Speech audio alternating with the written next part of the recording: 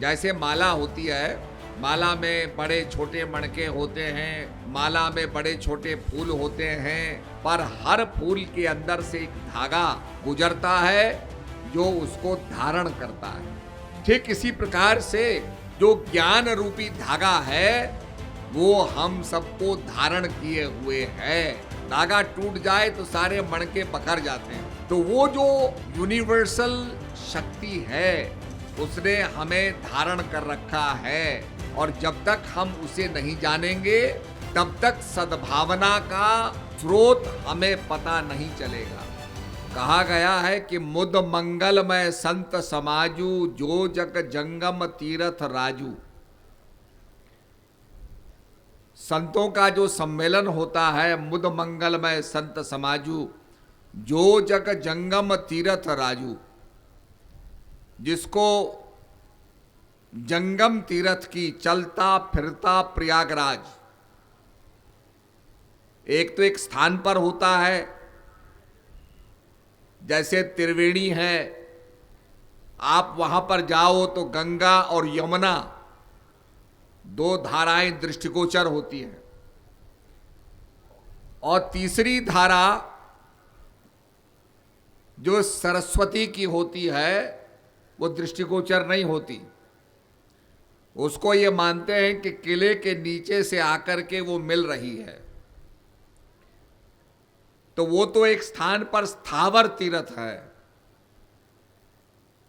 पर संतों का जो चलता फिरता प्रयागराज होता है, जिसको संत शिरोमणि तुलसीदास जी कहते हैं, मुद मंगलमय संत समाजू, जो जग जंगम तीरथ राजू, राम भक्त जहां सुरसरी धारा, सहसई ब्रह्म विचार प्रचारा।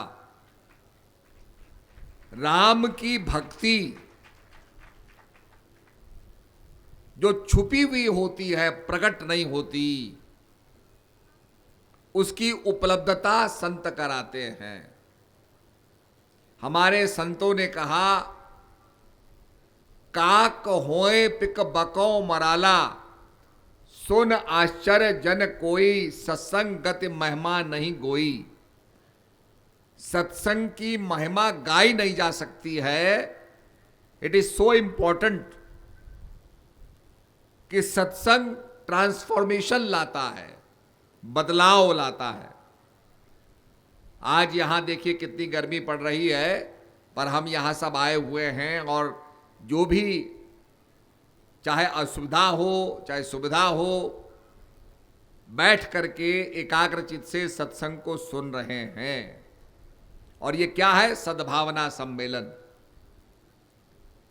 अक्सर हम कहते हैं धर्म की जय हो, लेट राइचियसनेस प्रिवेल, धर्म की जय हो, अधर्म का नाश हो, प्राणियों में सद्भावना हो। और जब प्राणियों में सद्भावना होगी तो क्या होगा? विश्व का कल्याण हो। तो सद्भावना बहुत बहुत महत्वपूर्ण है। हम अक्सर इस पर ध्यान नहीं देते। जैसे माला होती है, माला में बड़े छोटे मणके होते हैं, माला में बड़े छोटे फूल होते हैं, पर हर फूल के अंदर से एक धागा गुजरता है जो उसको धारण करता है। ठीक इसी प्रकार से जो ज्ञान रूपी धागा है वो हम सबको धारण किए हुए है। और वो धागा जिसके लिए संतों ने अलग अलग तरीके से समझाने की चेष्टा की। संत कहते हैं कि वो धागा जो है सबको संभाले हुए है, धागा टूट जाए तो सारे मणके बखर जाते हैं। हम माला चढ़ाते हैं, माला पहनाते हैं, उसमें एक धागा होता है सारे फूलों को समारे हुए। तो वो जो यूनिवर्सल शक्ति है, जो व्यापक शक्ति है, उसने हमें धारण कर रखा है। और जब तक हम उसे नहीं जानेंगे तब तक सद्भावना का स्रोत हमें पता नहीं चलेगा। इसीलिए सरस्वती को गुप्त बताया। जब आप प्रयागराज में जाते हैं, बहुत बड़ा मेला लगा होता है, उसमें घूमते हैं, देखते हैं और काफी कुछ देखने के बाद सत्संग सुनते हैं बड़े बड़े कैंप लगे होते हैं, वहां जाते हैं, सुनते हैं। तो जो यूनिफिकेशन का, एकता का सार्वभौमिक जो ज्ञान है, जब उस ज्ञान को प्राप्त करेंगे तब सरस्वती की प्राप्ति होगी। तो सरस्वती नजर नहीं आती पर गुप्त है। इसीलिए संतों का जो गुप्त ज्ञान है, भगवान राम जब अयोध्या आते हैं, सारे नगरवासियों को बुलाते हैं और कहते हैं, और रहूं 100 गुप्त मत, सभी कहूं कर जोर, शंकर भजन बिनहि नर, पावे भक्ति न मोर। सारी अयोध्या वासियों को बुला के कहते हैं कि बिना शंकर भजन के कोई व्यक्ति मेरी भक्ति नहीं पा सकता। और रहूं 100 गुप्त मत। हमारे एक अभी भी हमारे महात्मा जी हैं, बहुत बुजुर्ग हो गए, जिनका नाम है रामायणी। फकीरानंद जी उनको कहते हैं, रामायणी कहते हैं। बिहार में बहुत रामायण की कथा करते थे और रामायण इतनी कंठस्थ है कि आपने एक शब्द चौपाई का बोला, वो पूरी चौपाई आपको सुना देंगे। तो उनको एक प्रेमी मिला, तो प्रेमी ने कहा, रामायणी जी, भगवान अयोध्या लौटने के बाद सारे पूर्ववासियों को बुलाते हैं, अयोध्या वासियों को बुलाते हैं और उनसे कहते हैं, और रहूं 100 गुप्त मत, सभी कहें कर जोर। मैं हाथ जोड़ करके इतने पावन मत को, इतने पावन ज्ञान को, इतने अल्प ज्ञान को मैं आपके आगे रख रहा हूं। और ये गुप्त मत है, प्रकट नहीं है। शंकर भजन बिनहि नर, भक्ति न पावई मोर। अब जब ये उसने कहा, हमारे प्रेमी ने, और कहा, महाराज वो क्या गुप्त शंकर भजन होगा, जरा विचार करें। तो वो रामायणी विचार करने लगे, कहने लगे, भाई मैं रामायण को पढ़ता हूं, ये तो प्रकट है। भगवान शंकर के अनेक नाम हैं, वो भी प्रकट हैं। भगवान शंकर जो मंत्र का जाप करते थे, वो भी प्रकट है। भगवान शंकर के मंत्र होते हैं प्रसन्न करने के, ये भी प्रकट है। तो वो क्या चीज होगी जिसके लिए भगवान रामचंद्र जी कहते हैं, और रहूं 100 गुप्त मत। बड़ा विचार किया, बड़ा सोचा, मनन किया। कभी कभी क्या होता है, जो ज्ञान है वो एक्सेलरेट करता है प्रोसेस को। जैसे पोटेशियम क्लोरेट होता है, उसको जलाओ तो उसमें से ऑक्सीजन निकलती है, सबको पता है। पर उसमें मैग्नीज डाइऑक्साइड को डाला जाता है ताकि वो प्रोसेस को एक्सेलरेट करे।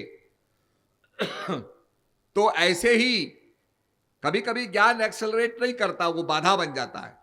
हम सोचते हैं हम इतने बड़े ज्ञानी हैं, हम कैसे इस ज्ञान को स्वीकार करेंगे, अगर ये होगा भी तो भी हमको झुकना नहीं चाहिए, हम कैसे अपने को झुकाएंगे।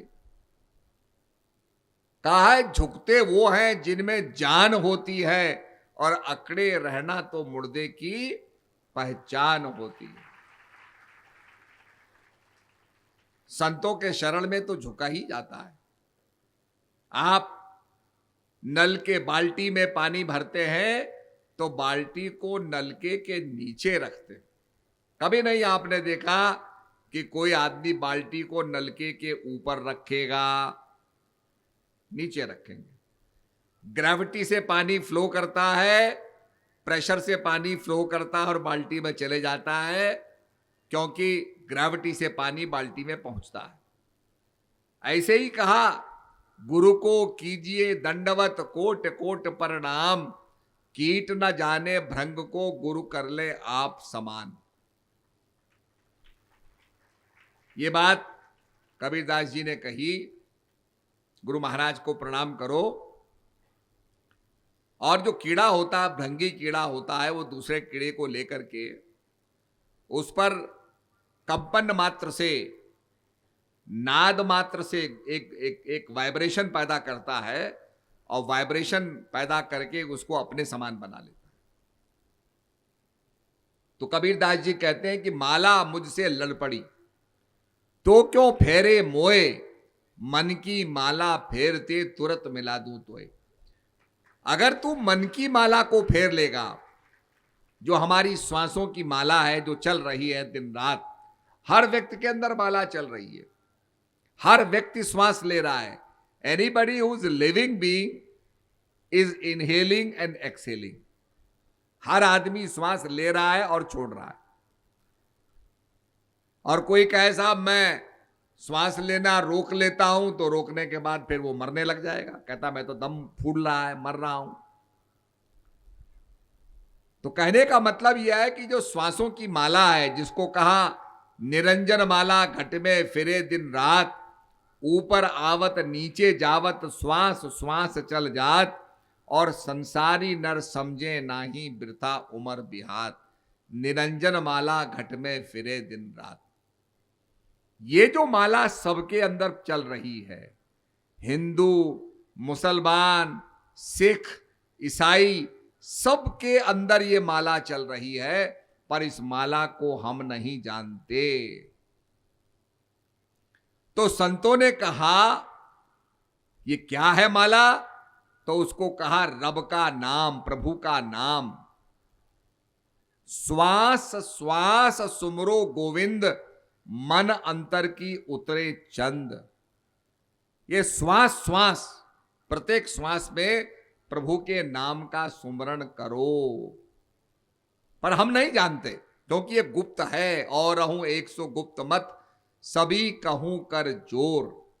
भगवान राम सबसे बड़ा निवेदन करते हैं कि भाई ये गुप्त है, प्रकट नहीं है। अब इसको प्रकट करने के लिए हमें जैसे दही के अंदर मक्खन छुपा हुआ होता है, उसको बिलोना पड़ता है। तो ये श्वासों की मथनी से इसको जब बिलोएंगे, तब इसके अंदर से सार निकलेगा, वो मक्खन निकलेगा। तो यही बात कही गई। और जब देवासुर संग्राम हुआ, तो उस संग्राम के अंदर भी आप देखिए समुद्र का मंथन हुआ। देवता दानव लग गए, उनसे कहा लड़ते क्यों हो भाई, तुम समुद्र का मंथन करो, इसमें कई रत्न निकलेंगे। उसमें जहर भी निकला, उसमें अमृत भी निकला, और अंत में जाकर के उसमें से लक्ष्मी निकलती है। बहुत से लोग सोचते होंगे कि ये सनातन धर्म में सोचते हैं कि समुद्र का पानी को मथो और उसमें से लक्ष्मी निकलेगी। तो कहने का मकसद यह है, उसको हम विचार करें, सोचें, तो पता चलेगा। आज बड़े बड़े चीजों के माइनिंग के लिए समुद्र को देखा जा रहा है कि समुद्र से उसको माइन करें। तो कहने का मकसद यह है, हमारे संत कहते हैं समुद्र की गहराई तक भी चले जाओ, आकाश की ऊंचाई तक भी चले जाओ, ये सब कुछ कर लो, पर जब तक अपने हृदय के अंदर प्रभु का दर्शन नहीं किया है, हृदय के अंदर प्रवेश नहीं किया है, आपने कुछ नहीं किया है। हनुमान जी ने क्या किया? हनुमान जी ने हृदय को खोल करके हृदय के अंदर प्रभु राम का और सीता का दर्शन किया और कराया। तो ये सारी डायरेक्शन जो है, मन मथुरा, दिल द्वारिका, काया काशी जान, 10वां द्वारा देहरा, तामे ज्योति पहचान। मन क्या है? मन मंदिर है। मन मथुरा, दिल द्वारिका, काया काशी, काया क्या है? काशी के समान है।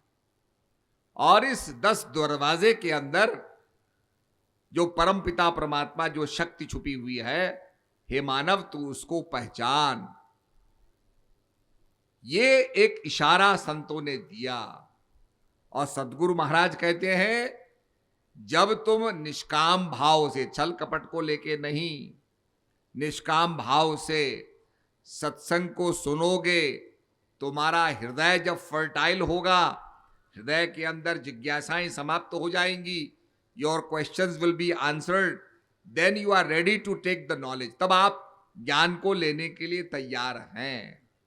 जैसे किसी खेत में पत्थर वत्थर होते हैं, हम क्या करते हैं? पत्थरों को उठाते हैं, हल चलाते हैं, उसकी मट्टी को पलटते हैं ताकि पत्थर वत्थर निकल जाएं, कंकर निकल जाएं, और जो सॉफ्ट मड है वो मट्टी सॉफ्ट हो जाए, हल्की हो जाए, कठोर ना रहे। तब बीज प्लांट करेंगे तो आसानी से बीज उगेगा। इसी प्रकार से जो पत्थर होते हैं, झाड़ जंगार होते हैं, ये हमारे प्रश्न हैं। ये इनका निदान होने के बाद, सत्संग को सुनने के बाद, तब सदगुरु महाराज आपके हृदय रूपी खेत के अंदर उस राम नाम का बीजारोपण करेंगे, तब वो प्रकट होगा। तो ये इसीलिए ये सद्भावना सम्मेलन हो रहा है, ताकि उस भावना की कड़ी से आपको जोड़ा जाए, उस स्पिरिचुअल मेन स्ट्रीम में आपको जोड़ा जाए। तो ये अपने आप में बहुत इंपॉर्टेंट है, और इससे ही हमारा मन साफ होगा। मन चंगा तो कठौती में गंगा।